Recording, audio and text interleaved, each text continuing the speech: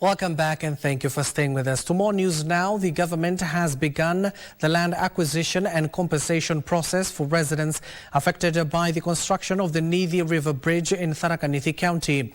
The exercise paves the way for the implementation of the long-awaited infrastructure project aimed at improving transport links and boosting economic activity in the region. Speaking after meeting residents set to be affected by the project, the ministry's compensation supervisor John Nyamwea said a public notice listing the affected parcels has already been issued.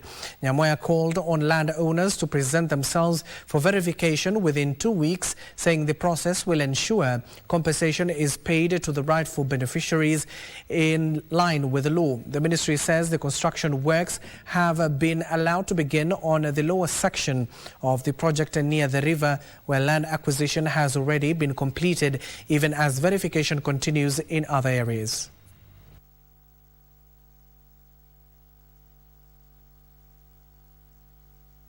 The key thing was sensitization on launch of inquiry on the pieces of land or parcels of land that are going to be acquired by the government.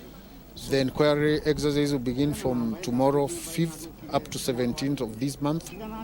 And from there now, we've already made a major milestone in the process of the construction of Nithi Bridge. They will need to start doing the columns that will carry the bridge early enough, and therefore we had to give them early entry or early access so that the work for the section that they are doing columns begins early enough. Mungu ametujalia, imesemekana tutalipwa. Hii nimeshika ni gazeti notice na inaonekana kutoka kesho watu wa kwanza wataanza kulipwa kutoka kesho.